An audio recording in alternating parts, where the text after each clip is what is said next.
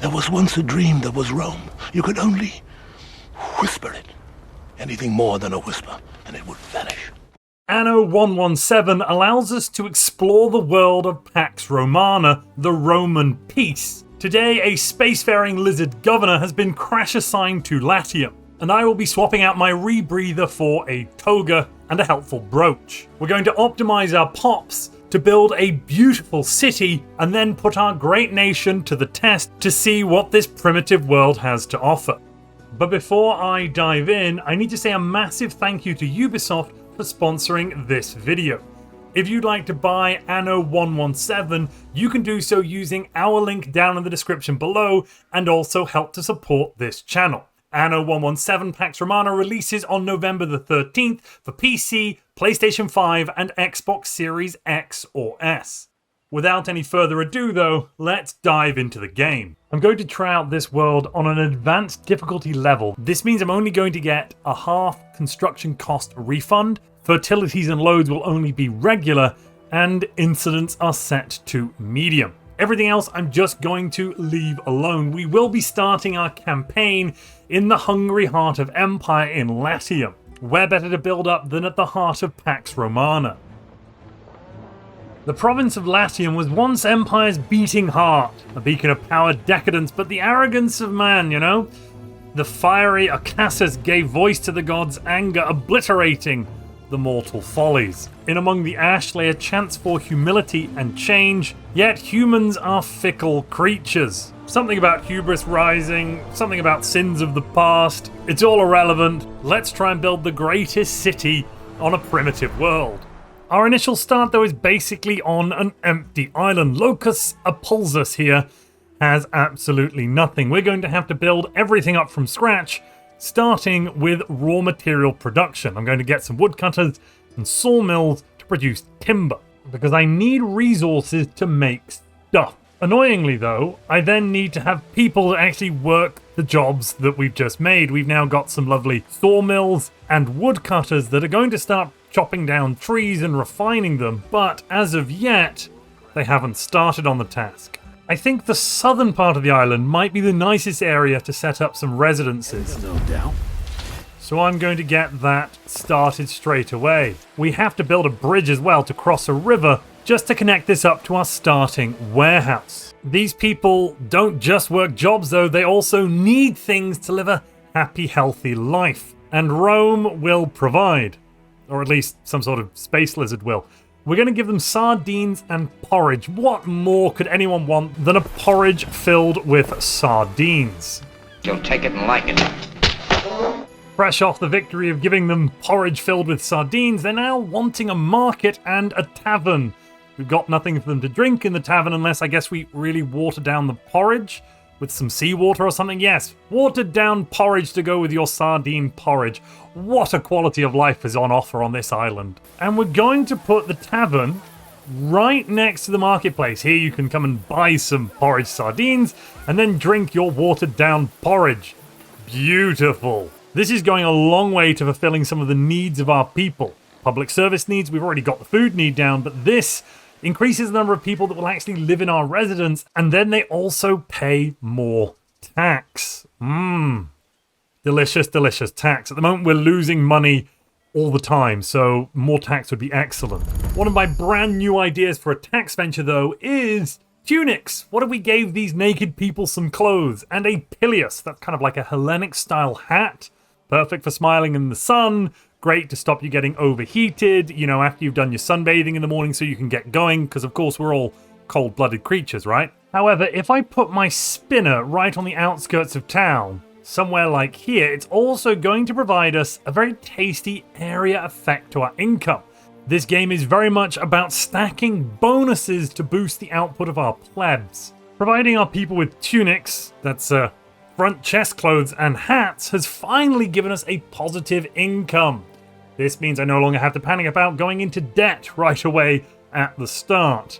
Thank God. And we can also start upgrading our residences so that now we actually do have some plebs. Here we go. Annoyingly though, these plebs now want more. They want bread. They want garum, which is, I believe, like a sauce. They want sanctuaries and schools, actual shoes, and maybe some soap to clean with. These folks are much harder to please than the freest of peoples, the Libertus, that don't even have shoes or soap. Can you believe it, ladies and gentlemen? The Libertus also handily unlocks a new production method. We can start getting our hands on some tiles. Tiles are of course great for building roofs and fires and making pizza ovens. Not that we've invented tomatoes yet, but that's fine. The garum, that lovely fish sauce we talked about earlier that's made of sardines and salt, well, that is a little stinky. It does increase the income of buildings, but now we're starting to get a new phenomenon, which is we are getting penalties. This is giving -2 happiness to every single residence that is nearby. Okay, we've got the bakery all fired up. Pay no attention to the fact that this thing can catch fire and spread other fires, but this has really boosted our economy. We're now skyrocketing here at plus 300 denarii every single minute. Somehow I'm being blinded by pigeons, just get them out the way. Right, next up on the agenda, go away pigeon. Get out of my foreground shot. Next up on the agenda is creating a vigilance, a city watch to watch out for fire. And if we have a fire, I assume they'll do something like shout, "Look out, fire!" And that'll probably be good enough, right? After building a fire station, the next thing we need to do is pick a patron god for our landing site. Ceres is going to be boosting our bread, our porridge, and eventually we're going to have this wacky thing called beer. Never heard of it. Doesn't sound nice. Wine would definitely be preferable. We do need to make sure to give them somewhere to pray, though, a sanctuary, that's our temple, and then somewhere to kind of learn reading and writing. Reading and writing gives us access to the absolutely massive technology tree. I will eventually want legionaries, so the military techs are important. Civic technology is going to give us access to things like wells, boosting our fire safety. I'd like that probably straight away. Though the game is indicating I should do trade post improvements first. Well, you know what, game? I trust you. After trading post improvements, which lets us get extra ramps or something, then we're going to look at sewing circles. The wisdom of these sewing circles will improve our knowledge generation, which is research. Yes, we're going to be tech rushing the crap out of Anno, ladies and gentlemen. Next thing on the agenda is pig farms and tanneries. The pig farms are miserable, disgusting, mucky, yucky, mammal-filled, gross pits, and therefore no one wants to live near them. I've strategically placed them far outside the centre of town so that no one has to worry about them. I'm sure we'll never grow into a bustling metropolis where that becomes an issue. On a fun plus note now, though, I can throw down some sandal makers. Sandal makers are fantastic buildings that also boost our income. Our city is coming along rather nicely. We've got one of those archy things, a statue, a fire station, and a temple where Vestal virgins exist, I assume. Interesting fact, temples at this time operated more like banks in the modern period than actual temples. They used to have clerics that would keep account of monies and whatnot. But anyway, not getting into fiduciary matters, I've realized there's a big problem, and that is I don't have anywhere to live. So I've commissioned my very own home. I am a regular citizen like everyone else on this island, so I need a place to live too. Ignore the fact that my home's about the size of, 7 or 8 other homes. It's completely normal and reasonable in scope. In fact, the people love me having a home so much they're now celebrating a festival. The cereal festival, if you will. A key part of making this festival fun is preventing them from drinking watered down porridge and getting some actual wine. To do that, we might need some big jugs. And I don't mean of the barbarian variety. Let's start producing some terracotta urns so that we can actually make some gosh darnable wine. I also want to make soap, but I realize that I don't have lavender fertility on my home island. To make my life better, I'm going to settle a second island over here, currently named Unsettled Island, because this one actually has lavender fertility. I thought I would need wood to settle this island. No, I'll have to pay the Emperor 30,000 denarii. I don't have 30,000 denarii. The game is warning this could make me bankrupt, and I'd have to pay a further land tax of 150 denarii a minute. So for now, we're not going to settle another island, which means that the unwashed masses must remain unwashed, because I won't be building any soap. Okay, we might have a slight issue here. A large part of the city is a bit on fire, but I'm hopeful that the one Vigiles can deal with it. Maybe we should build a second, just to reduce the risk of fire. All of these buildings basically are spreading a modifier nearby. Some of them are already covered, as you can see.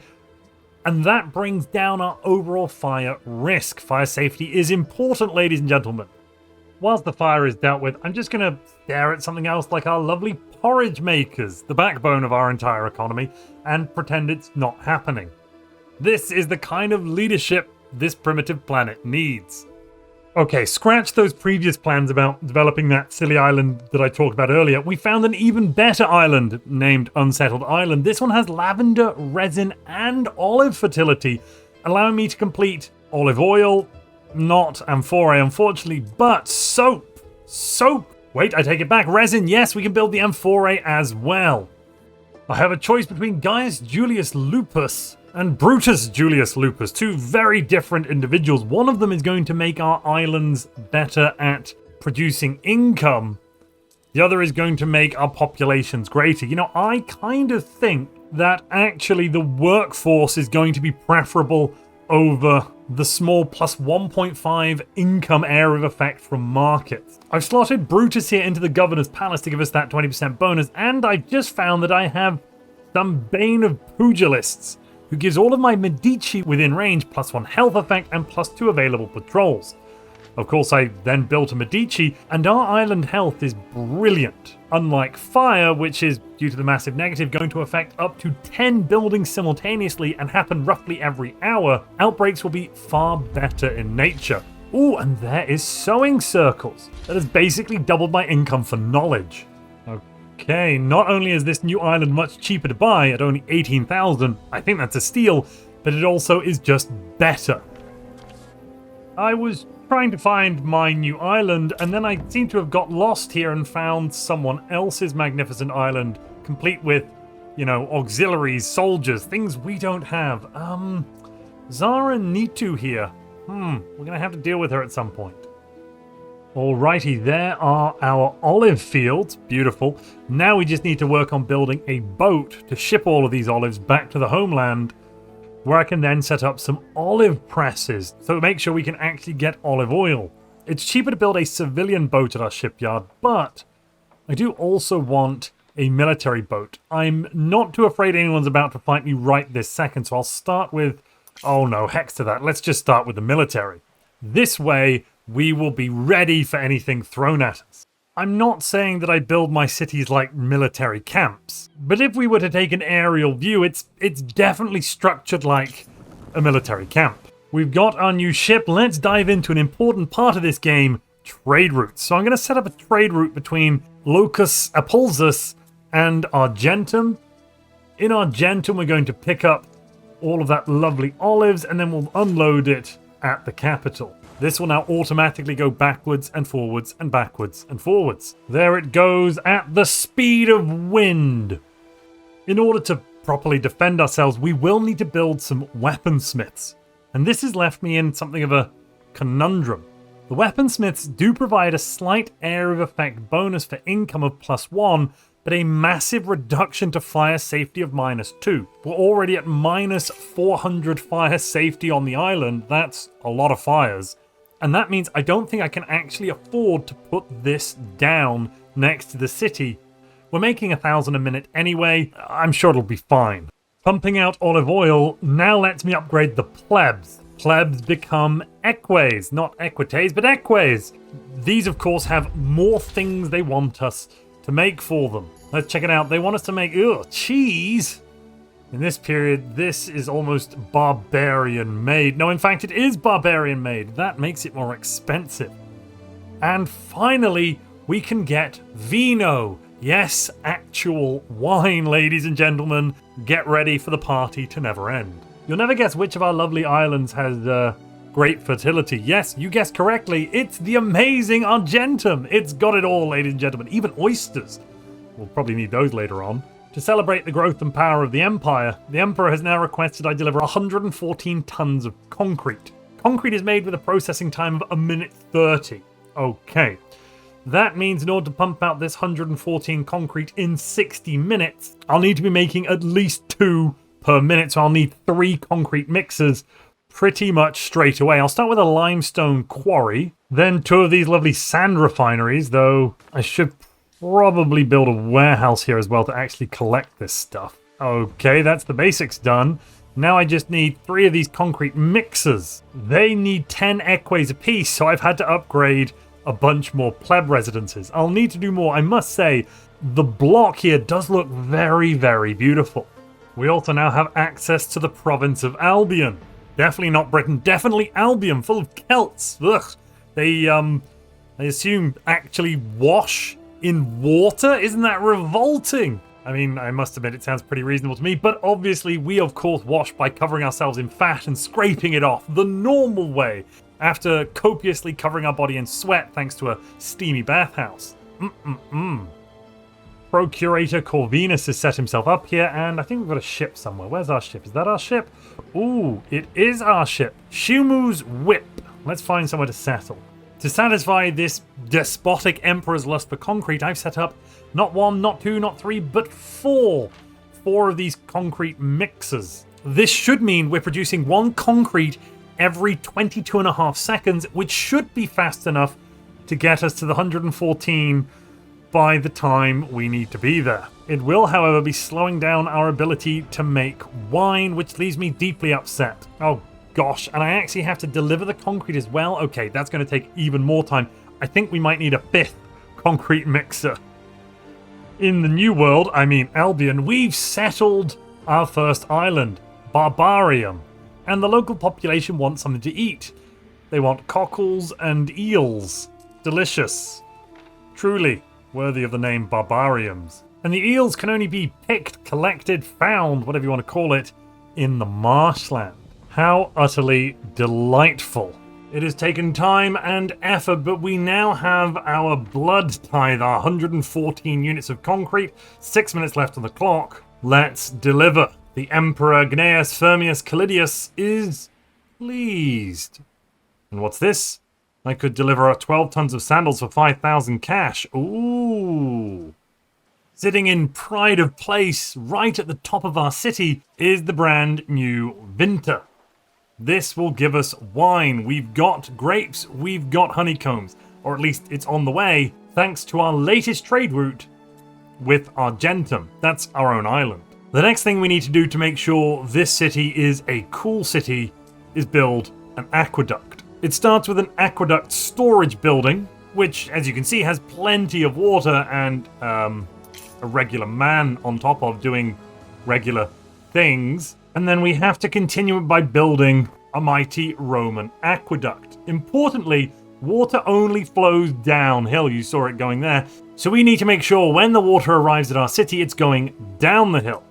But thanks to the fact I've started at such a high location, pretty much all of the city is now downhill from us. I'll also need to utilize a little bit of eminent domain here and demolish some unnecessary residences just so that my beautiful waterway can get past. Now it's time to understand why I'm so interested in building this big old aqueduct. I can put cisterns down.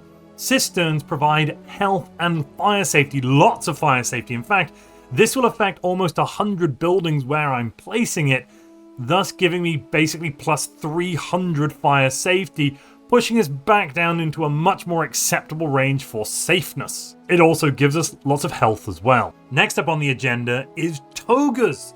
We need them. Lots and lots of great togas and some brooches maybe to hold the toga in place so that no one has to see anything unsightly. Holy moly, so I just did a quest for Diana, which involved finding one of her lady friends who was on a ship. No idea how she got there, definitely not up to trouble, and then destroying the ship, sinking it, making sure the lady friend didn't die, rescuing the lady friend from the water, and giving her back. For that, I've been given enough to buy an entire island. Must have been one important lady friend. Togas are on the menu. Brooches, not so much. Let's not get into that right now. But we've unlocked more household goods. Writing tablets and some fine glass. Obviously, they need the fine glass to hold the fine vino I'm making for them. Not sure what they're writing down, though. I'm assuming it's nothing seditious. Jumping over to Albion for a moment, we're just about to upgrade our basic wader residences. Doing that puts us onto two different paths. Either the Romano-Celtic path of cultural imperialism, or just the regular Celtic path of smiths and aldermen. Isn't that an Anglo-Saxon thing? Maybe I don't know my history as well as I thought.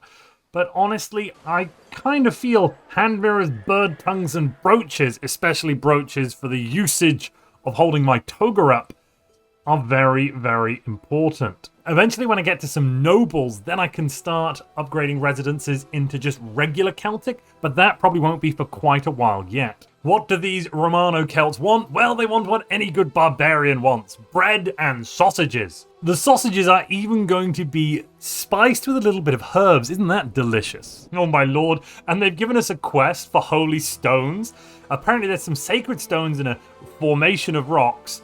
A mercator thinks these stones will fetch a decent price in the market. My god, we're going to loot Stonehenge. I have a lot of concerns about looting Stonehenge, my lord. We have progressed all the way up to the 4th resource now. That is marble. Unfortunately, my primary island and my secondary island of Argentum, neither of those have access to marble quarries. So it would be completely pointless trying to build one over here. Instead, I found a new island that the boys in R&D are referring to as Unsettled Island, and this one has not just 5 mountain slots, but also lovely marble and mineral deposits. To actually be able to get marble quarries, though, I will need to get up to plebeians, and that's going to take me a little bit of time. Until then, the better buildings like tabulus or glass blowers are going to be completely unavailable to us. This is going to cost me an eye-watering 37,000, but given that I've got 100,000 in the bank, I'm not too worried. And basically instantly, we have a brand new village has sprung up, a little fishing village. Yes, technically there's a workforce shortage right now, but as we provide things like sardines and porridges, the residences will fill up with people.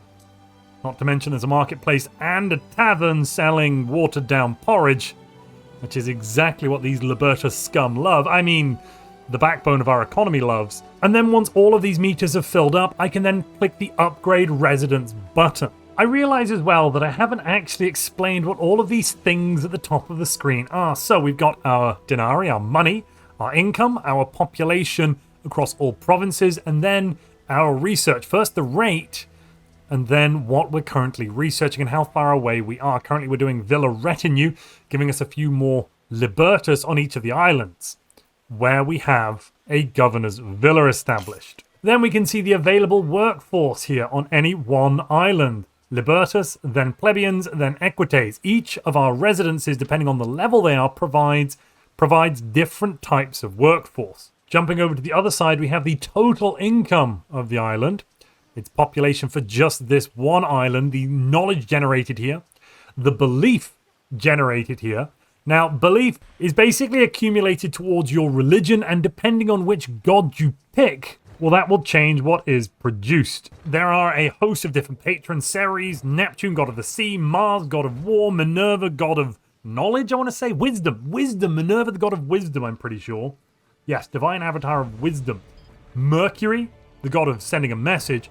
And then we've got some weird Celtic gods: Epona, something to do with horses, yuck, and Keronos. No idea about this kind of heathen nonsense. Locus Apultus, our capital, and Argentum are both dedicated to Ceres. This one is providing bonuses, so we're getting additional population for each building, because we've reached 250. When we get to 4,500 devotion, we'll get +3 population. I'm going to dedicate Chianti, our new island, to the goddess Minerva, making tunics more effective to make, and togas, and more importantly, if we get it to 250 devotion, more knowledge. Knowledge is power, guard it well. After belief, we have prestige. I don't really think this does much except show how good you're doing. All of these numbers, if they're positive, will be providing us with some sort of festival every few hours. If they're not very positive, it's a long time. Then we've got the bad things: health, happiness, and fire safety. The lower these are, the bigger the problem we will have. At the moment, we've got very good island health, and thanks in no small part to our cisterns, lots of fresh water, and also those lovely hospitals, basically. The happiness is stopped by having police officers, which in this game are the Custodia, not to be confused with the golden-plated superhumans that guard the God Emperor of mankind. No, no, no. These are just short, stocky humans with a spear or something that prod our plebs into place. And then finally, fire safety. You've seen the island catch on fire. It's bad. We need more fire safety. It's currently only minus 56. We've had worse. The higher our city's status, the lower fire safety gets as well. The Emperor has set me a new challenge, delivering 84 writing tablets. Okay, is that even possible? You know, that is actually very possible. We're just going to need a whole lot of equites. I have hit a slight snag. I didn't realize this sandarak wood was different to normal wood. Who knew? Not me. Turns out we have to find sandarak wood fertility, which exists all the way out here on this westerly island. There's also gold here too. I like the sound of that, so I guess I'll go and take it. But I don't have very long, 53 minutes for these writing tablets. Apparently there's been quite a nasty fire that struck through our main island while I'm busy dealing with these stupid tablets. A lot of stuff's burnt down and will need to be repaired. Some things are actually still on fire. That's less good. I'm also struggling to get this second island up and off the ground. The Emperor's demanding exorbitant fees for setup here. 75,000 for this little spit of land, or the original island I wanted. This tasty island, well, that was 135,000 denarii. Completely impossible. But I have noticed our dear friend Zara Nitu over here has got, look at this, writing tablets for sale. 150 of them. I'm pretty sure this is for sale rather than what she wants to pay for them. Oh god. Yes. Yes, well the new plan is I'm just going to buy some writing tablets.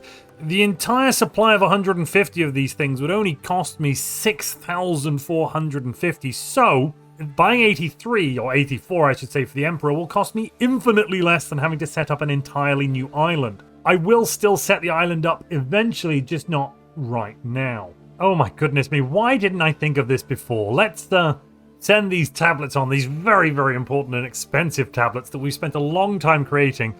We'll send them off and give them to the Emperor. Ho, ho, ho, and we've recruited our first legionaries. Let's encamp these folks, because that should massively reduce their cost to maintain. Instead of spending 75,000 on that island, I've decided to spend 75,000 on some public projects. What a great idea, right? So I'm building a forum now. That costs 35,000. Let me see. I think I'd like the forum to go, yes, just there. Perhaps even just here. The good thing about a forum is that its effect will stretch to pretty much everywhere. This should grant me 2 income, 2 population, and 3 prestige for 249 buildings. That should be 500 more income. Let's see. Nope, because it takes time to get going. And it only affects the buildings that actually need it, which is our Eques residences. Oh, I just went into a little bit of debt after spending all of my remaining money on this beautiful forum over here, which, by the way, is using up a lot of our aqueduct water, alongside, of course, this lovely, lovely bathhouse. It's just, delicious. But anyway, apparently if I'm in debt for too long, the Emperor could revoke my title and it's game over. So let's not do that, ladies and gentlemen. I've done something on my islands that may be a little weird if you've played an Anno game before.